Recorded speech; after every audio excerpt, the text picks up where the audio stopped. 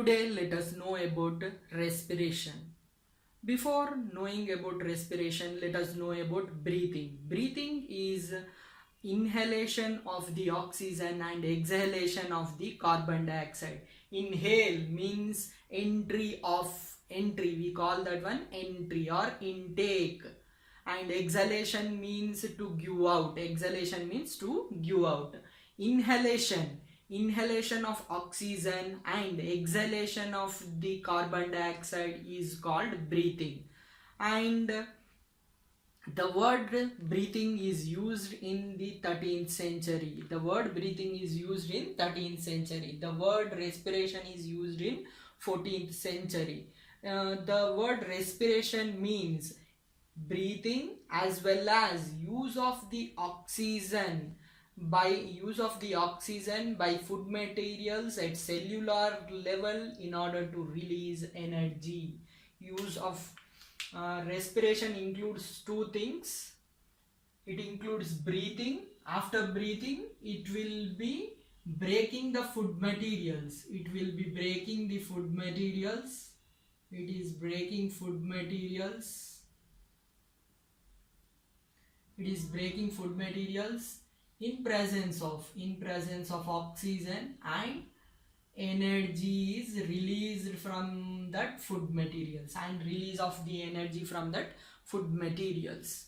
Respiration means intake of the oxygen and exhale of the carbon dioxide, and the oxygen is utilized at the cellular level by the food materials in order to get the energy from the food materials. This is called respiration. And the word Latin word respire means to breathe. Respire means to breathe. In Latin, the word respire means to breathe. Respire means to breathe.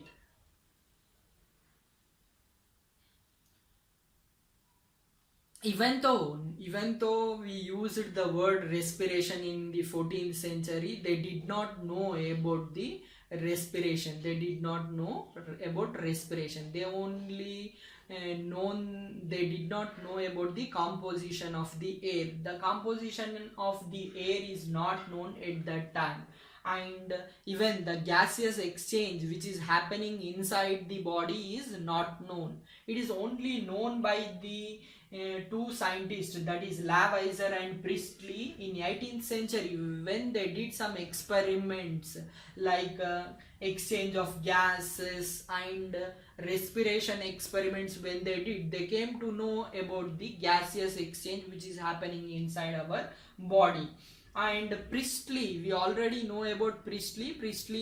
With a bell jar, he did some experiments like he took a candle into the bell jar, the candle puts off, and he took the candle and a rat into the bell jar. The candle puts off and the rat will be dying, and he then takes the mint plant with both candle and rat into that bell jar. By this we came to know that oxygen is releasing from the mint plant, and the carbon dioxide is releasing from the candle and the rat. This is known by this experiment. By this experiment we are able to know about the composition of the air. Now another one scientist, Lavoisier, he will be doing experiments with charcoal. He will be taking a bell jar, and into this bell jar he will be taking charcoal, and this bell jar is kept in a water trough. It is kept in a water trough, and this charcoal is burnt. When this charcoal is burnt, after completely burning, this charcoal will be producing one gas. The gas is carbon dioxide. The gas is carbon dioxide, and this carbon dioxide gas is also known as Chaffee acid. Chaffee acid. And Now this time he will be taking phosphorus. He will be taking phosphorus. He will be taking another one bell jar, and he will be taking bell jar. He will be taking another bell jar. Instead of charcoal, here he will be taking phosphorus.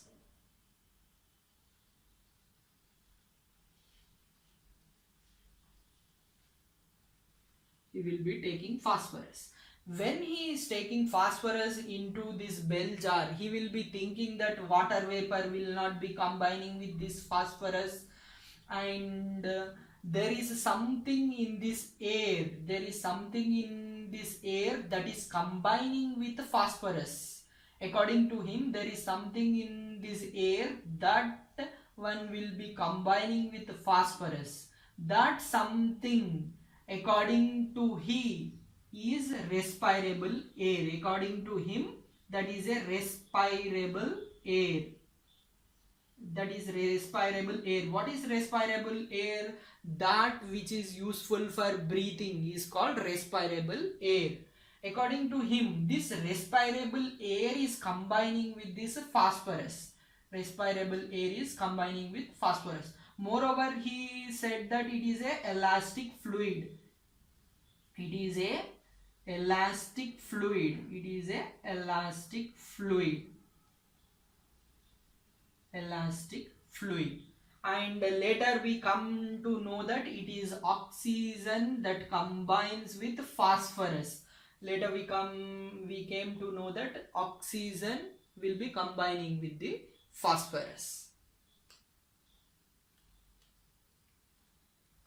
This is some of the experiments which are done by the Lavoisier.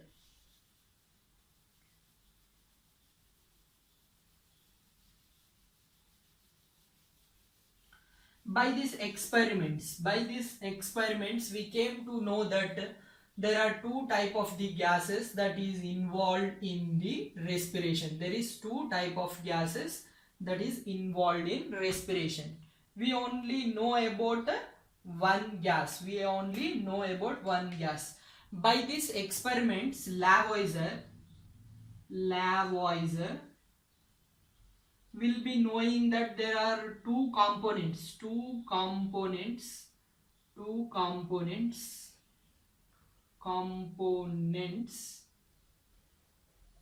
There are two components in respiration. There are two components in respiration.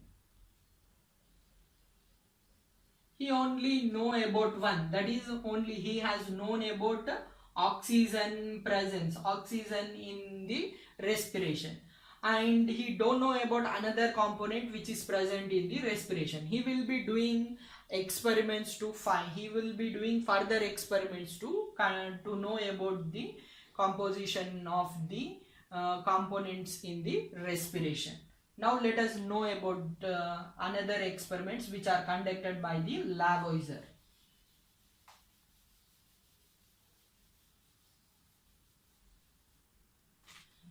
Lavoisier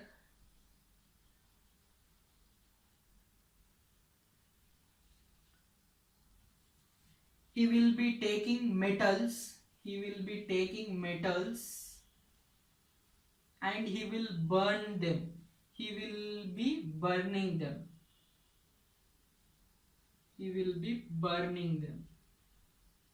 When he is burning metals, a gas is produced. We already know that metal, take any metal, zinc. We are burning that one in the presence of oxygen. It will be producing zinc oxide. He will be taking this gas. He will be taking metals and he is burning that metals, and a gas is produced. Suppose if we take zinc metal and if we are burning that one in the presence of oxygen, it will be producing the zinc oxide. He will be taking this zinc oxide and he will be putting that one in the lime water. He will take lime water and he will pass this zinc oxide into this lime water.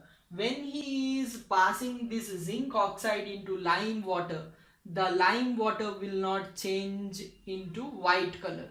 The lime water is not changing into white color, but the gas which is produced after respiration, after respiration process which is happening inside our body, a gas will be coming out of our nose. That is a respirable, that is the exhaled air. And this exhaled air, when it is passed into the lime water, when it is passed into the lime water, what will happen? This lime water will be changing into the white color, changing into white color. It is an indication that carbon dioxide gas is produced, carbon dioxide gas is produced. We know that carbon dioxide gas when reacting with lime water, when reacting with lime water, it will be changing into white color. It changes into white color. As we breathe out, in that breathing exhaled air, as we are breathing out the exhaled air, in that exhaled air carbon dioxide is present, and that carbon dioxide reacts with the lime water, and this lime water will be changing into the white color. But the metals, when burnt, they are giving some gas. That gas when passed through the lime water does not change the lime water into white color. By this he came to know that the carbon dioxide gas is released through the exhaled air.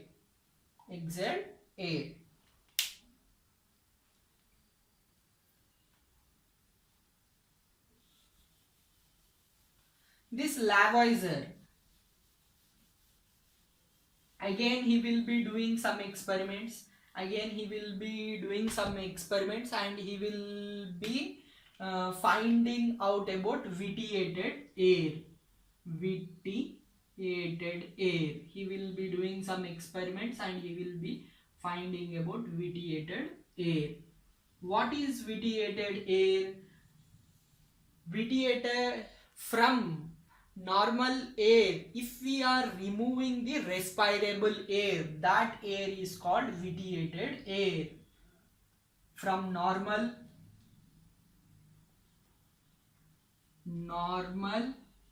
air, if we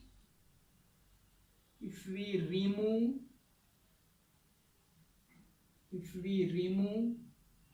respirable air,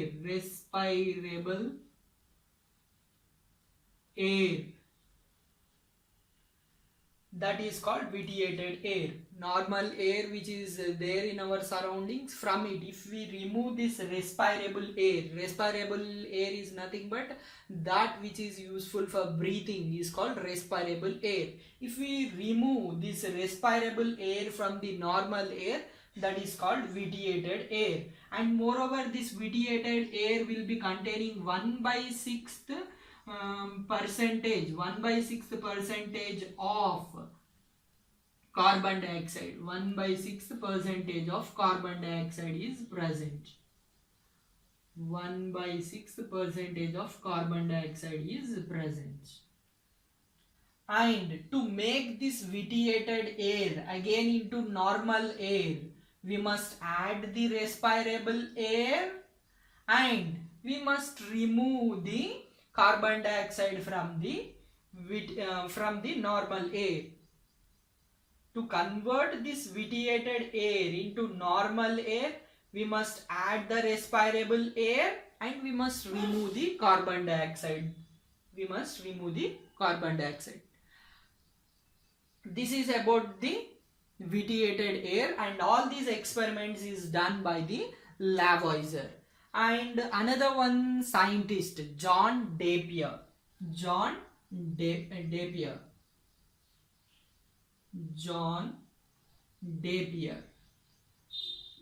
By his experiments, by his experiments he will be proving that our body will release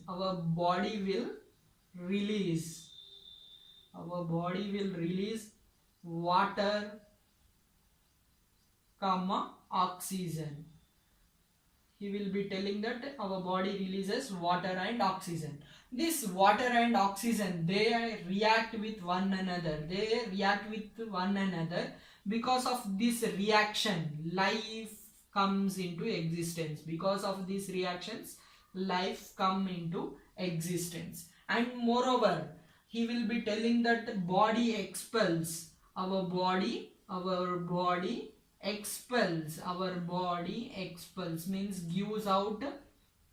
water gives out water and oxides of sulfur, carbon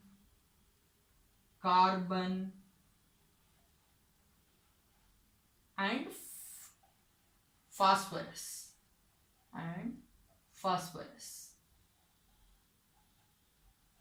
John Napier will be writing one book, Human Physiology.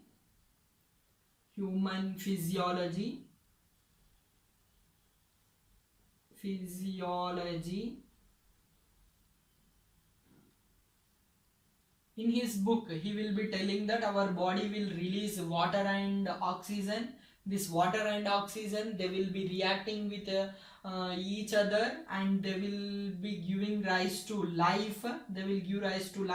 And this our body expels water and oxides of sulfur, carbon and phosphorus, is told by the John Napier. And by the end of the 19th century, we will be knowing about the components of respiration. Components of respiration is known, that is about carbon dioxide and oxygen, it is known, but the events which are involved in respiration is not known. And other experiments will be done in order to know the relation between the respiration and the release of the body heat.